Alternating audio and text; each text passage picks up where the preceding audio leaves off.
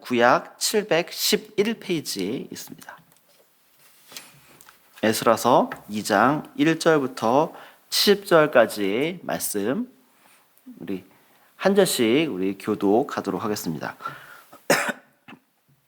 옛적에 바벨론 왕 느부갓네살에게 사로잡혀 바벨론으로 갔던 자들의 자손 중에서 노임을 받고 예루살렘과 유다도로 돌아와 각자 성읍으로 돌아간 자 곧 스룹바벨과 예수아와 느헤미야와 스라야와 르엘라야와 모르드게와 빌산과 미스발과 비그웨와 름과 바나와 등 함께 나온 이스라엘 백성의 명수가 이러하니 바로스 자손이 2172명이요 자손이 372명이요 아라 자손이 775명이요 바모압 자손 곧 예수아와 요압 자손이 2812명이요 엘람 자손이 1254명이요 사두 자손이 945명이요 삭게 자손이 760명이요 바니 자손이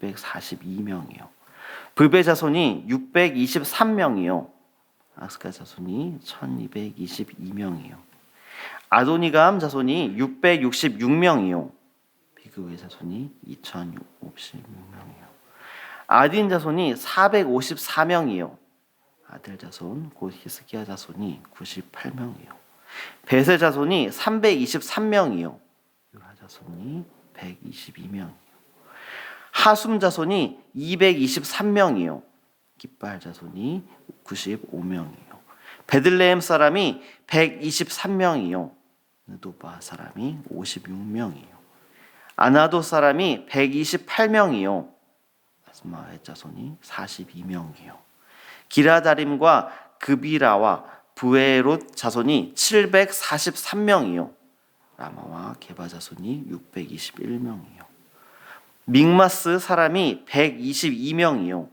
베델과 아이 사람이 223명이요 느보 자손이 52명이요 스 자손이 156명이요 다른 엘람 자손이 1254명이요 하림 자손이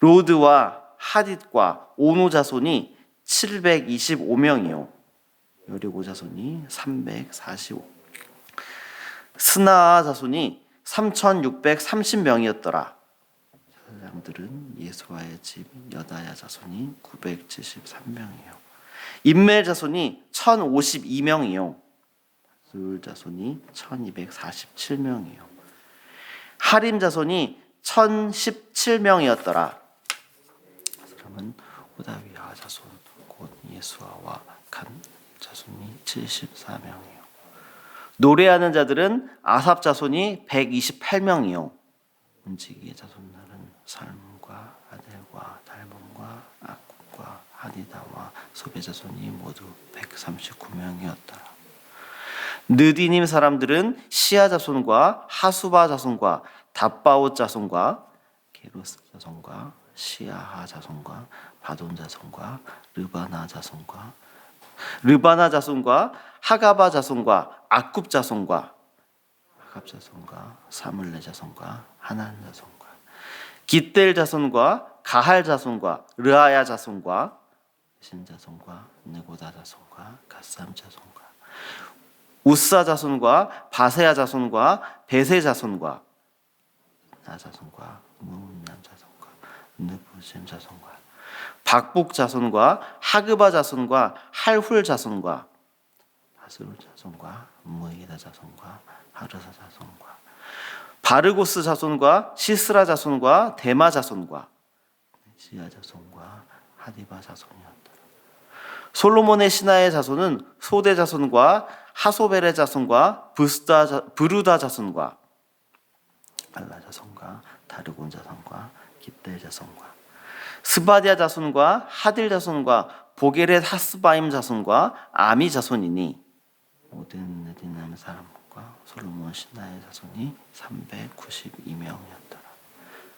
델멜라와 델하르사와 그룹과 아단과 임멜에서 올라온 자가 있으나 그들의 조상의 가문과 선조가 이스라엘에 속하였는지 밝힐 수 없었더라. 그들은 들라야 자손과 도비야 자손과 느고다 자손이라. 모두 652명이요. 제사장 중에는 하바야 자손과 학고스 자손과 바르실레 자손이니 바르실레는 길르앗 사람 바르실레의 딸 중에 한 사람을 아내로 삼고 바르실레의 이름을 따른 자라. 이 사람들은 계보 중에서 자기 이름을 찾아도 얻지 못하므로 그들을 부정하게 여겨 제사장의 직분을 행하지 못하게 하고, 방백이 그들에게 명령하여 우림과 둠밈을 가진 제사장이 일어나기 전에는 지성물을 먹지 말라 하였느니라. 온 회중의 합계가 42,360명이요. 그 외에 남종과 여종이 7,337명이요. 노래하는 남녀가 200명이요. 말이 736이요. 노새가 245요. 낙타가 435요. 나귀가 6,720이었더라. 어떤 족장들이 예루살렘에 있는 여호와의 성전 터에 이르러 하나님의 성전을 그곳에 다시 건축하려고 예물을 기쁘게 드리되 힘 잘하는 대로 공사하는 금고에 드리니 금이 6만 1,000다리기요 은이 5,000만에요. 제사장의 옷이 100벌이었더라. 이 제사장과 레위 사람들과 백성 몇과 노래하는 자들과 문지기들과 느디님 사람들이 각자의 성읍에 살았고 이스라엘 무리도 각자의 성읍에 살았더라. 아멘. 네. 긴 말씀이었는데요. 오늘 이 말씀을 통하여 하나님께서 주시는 은혜를 좀 살펴보고자 합니다. 오늘 우리가 읽은 하나님의 말씀은 에스라서 2장 1절부터 70절까지의 긴 말씀을 우리가 함께 읽었는데요. 오늘 말씀의 대부분이 포로로 끌려갔던 이스라엘 사람들 중에서 다시 고향 땅 예루살렘으로 돌아온 사람들의 가문과 그 가문 사람들의 숫자를 아주 상세하게 기록하고 있는 부분이 오늘 본문입니다.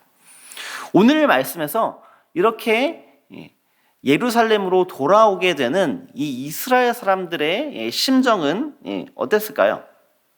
아주 기뻤을 것입니다. 그런데 그 어떤 사람보다 더 기뻐하신 분이 계셨습니다. 그분은 바로 우리 하나님이십니다. 하나님께서는 자신이 친히 약속하시고 그들의 조상에게 주었던 그 약속의 땅으로 이스라엘 백성이 돌아오기를 바라셨습니다. 그것은 하나님께서 이스라엘 백성을 선택하셨던 그 이유를 계속해서 이어가기 위함이었습니다. 그리하여 이스라엘 백성이 바로 온 세계 가운데에 하나님의 나라의 백성으로서 하나님 나라의 제사장이 되는 것이 바로 하나님께서 이스라엘 백성을 선택한 이유고, 그리고 오늘 말씀에서 이스라엘 백성을 포로 생활을 마치고 예루살렘으로 돌아오게 하는 하나님의 이유였던 것입니다. 사실 겉으로는 고레스의 칙령으로 이스라엘 백성이 노임을 받아서 예루살렘으로 돌아온 것처럼 보이지만 이스라엘 백성이 그들의 땅으로 돌아오는 것은 하나님께서 행하셨기 때문입니다.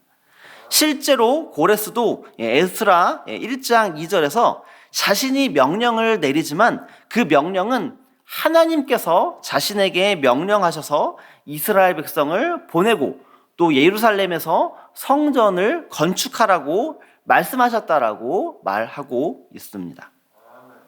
이것은 이스라엘 백성이 하나님을 떠남으로 인해서 순결한 하나님의 백성으로 다시 세우고자 하나님께서 벌을 주셨지만 하나님의 계획은 그렇게 이스라엘을 멸망시키는 데 있는 것이 아니었다라는 것입니다. 예루살렘으로의 귀환은 하나님 나라를 다시 세우기 위해, 그리고 그들을 하나님의 땅으로 다시 부르시는 하나님의 계획에 의한 하나님의 역사인 것입니다. 온 세계 가운데에서 이스라엘 백성이 하나님의 백성으로서 제사장 나라가 되는 것을 이어가고 하나님의 임재의 상징인 성전을 다시 건축하기 위해서 하나님께서는 이들을 다시 세우시는 것입니다. 이 과정의 첫 시작으로 오늘 본문은 예루살렘으로 돌아오는 사람들이 어떤 사람이며 또 몇 명인지에 대해서 상세하게 기록하는 것입니다. 성경에는 새로운 역사가 시작될 때에 이스라엘의 인구를 가문별로 헤아려서 기록하는 경우를 여러 곳에서 볼 수 있습니다. 이것은 특정한 몇 사람의 일이 아니라 이스라엘 공동체가 모두 함께 회복의 역사에 함께 참여했다라는 것을 보여주고자 하는 것입니다. 포로 생활이라는 긴 어둠의 터널을 통과하고 새로운 이스라엘을 다시 세워가려는 일에 동참한 사람들을 기록하여서 이스라엘의 새로운 시작을 알리는 것입니다. 오늘 본문에 보면은 2절부터 35절까지는 가문별 지도자를 쭉 열거합니다. 그리고 36절부터 39절까지에는 제사장을 열거하고요. 그리고 40절부터 42절까지에는 레위 사람, 그리고 그 이후에 다양한 사람들을 열거하는 것을 볼 수 있습니다. 그런데 눈여겨볼 만한 부분이 59절 이후부터 나옵니다. 59절 이후에는 그 사람이 어떤 가문의 사람인지 명확하게 알 수 없는 사람에 대해서 언급을 하고 있습니다. 59절에는 델멜라, 엘하르사, 그룹, 아딘, 인멜 등의 지역에서 온 조상과 가문과 선조가 이스라엘에 속했는지 아닌지도 알 수 없는 사람들을 언급하고 있습니다. 그리고 61절과 62절에서는 제사장 중에서도 계보에서 이름을 찾아도 볼 수 없는 사람들을 언급하고 있습니다. 이들은 계보에 이름이 없기 때문에 제사장의 직분을 행하지 못하는 사람입니다. 왜냐하면 제사장의 경우에는 성전에서 거룩한 일을 감당해야 하기 때문에 계보를 판별하는 일은 매우 중요했습니다. 그런 이유로 성전에서 거룩한 일을 감당하지 못한 그런 사람들이었는데, 그런 사람들까지도 오늘 본문에서 언급을 하고 있는 것입니다. 그리고 64절에서는 이러한 다양한 사람들을 모두 합쳐서 인원을 계수하여 기록합니다. 그 인원은 모두 42,360명이라고 나와 있습니다. 그리고 이어서 종, 말, 노새, 낙타, 나귀까지 얼마나 있는지 정확하게 파악하여 계수하여 기록하는 것을 볼 수 있습니다. 이렇게 이름 있는 가문이나 어디 출신인지 모르는 사람이나 또는 여러 신분이나 역할에 상관없이 모든 사람의 숫자를 파악하여 기록하는 것은 바로 성전을 재건하는 데에는 많은 인적 자원과 물적 자원이 필요했고, 그 일에는 아무 예외 없이 모두가 함께 이룩해야 하는 일이었기 때문입니다. 하나님의 성전을 재건하는 일은 특정 몇몇 사람들이 독점하거나 혹은 몇몇 사람이 소외되는 일이 아니었다라는 것을 말하는 것입니다. 그것은 사람이든 가축이든 예물이든 동원할 수 있는 모든 것들을 총동원해서 함께 이룩해야 하는 일이었던 것입니다. 그런데 이런 헌신은 결코 억지로 나온 것이 아님을 오늘 본문은 말하고 있습니다. 68절에 이들은 힘이 닿는 대로 예물을 드렸습니다. 그리고 그 예물을 드릴 때 아주 기뻐했다라고 말하고 있습니다. 하나님의 일을 이루기 위해서는 온 마음을 다해서 모두가 함께 연합하여 모든 것을 드려야 한다는 것을 말하는 것입니다. 하나님의 사람들이 한 마음으로 하나님의 뜻을 이루기 위해서 힘을 합칠 때에 하나님의 새로운 역사가 시작될 수 있습니다. 이방인이었던 우리에게 예수님을 알게 하여 주시고 예수님을 통해서 하나님의 자녀로 삼으신 하나님께서는 우리를 하나님의 계획에 동참하게 하십니다. 그것은 남자, 여자, 어른, 아이 구별 없이 모두가 함께 해야 하는 것입니다. 또한 집사, 권사, 장로, 목사 이런 직분도 아무 상관없습니다. 하나님의 나라를 이루어가는 일에는 누구도 예외가 되어서는 안 됩니다. 또 누구도 어떤 이유를 들어서 소외시켜도 안 되는 것입니다. 하나님께서는 지금도 하나님의 나라를 이루어 가고 계십니다. 그리고 예수님께서 이 땅에 다시 오실 때에 온전한 하나님의 나라가 완성이 되겠지만 예수님께서 이 땅에 오시기 전 하나님께서는 그 과정 속에서 하나님의 사람들인 바로 우리 모두를 사용하고 계십니다. 우리에게 주어진 자리에서 맡겨진 역할을 기쁨으로 그리고 또 성실히 감당할 때에 하나님께서는 바로 우리를 통해서 하나님 나라를 세워 가실 것입니다. 비단 성경 본문에 나오는 등장인물들, 수많은 이름 없는 사람들, 그 사람들뿐 아니라 바로 저와 여러분을 통하여 하나님의 나라를 세워 가실 것입니다.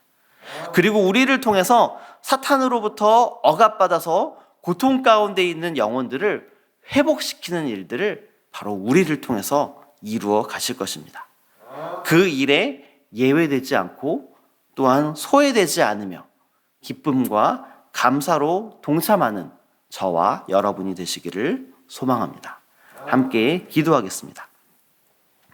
하나님, 오늘 본문을 통하여서 이스라엘 백성이 포로 생활을 마치고 예루살렘으로 돌아오는 모습을 보았습니다. 그리고 그들을 통하여 하나님께서 성전을 다시 건축하고 하나님의 분명한 목적, 이스라엘 백성이 하나님의 백성이 되고 제사장 나라가 되는 것들을 이루어 가기 위해서 새로운 일을 다시 시작하셨습니다. 그 새로운 일을 시작하는 데에는 그 어떤 예외도 소외도 없는 것을 하나님 말씀을 통해 보여주셨습니다. 이방인이었던 우리를 하나님의 자녀 삼아 주셔서 감사합니다. 우리가 예수 그리스도를 믿고 예수 그리스도를 따르고 예수 그리스도만이 우리의 구주 되심을 고백하며 살아가게 하여 주셔서 감사합니다. 이제는 우리를 통하여 하나님 나라를 세워가 주시옵시고 우리에게 어떤 사람의 소외도 어떤 사람의 예외도 일어나지 않고 우리가 함께 힘을 합쳐서 하나님의 영광을 위해서 하나님의 나라를 세워가는 일에 동참하도록 하나님 인도하여 주시옵소서. 우리를 사용하여 주시고 우리를 통하여 하나님의 역사를 이루어 가 주시옵소서. 감사합니다. 예수 그리스도 이름으로 기도합니다. 아멘.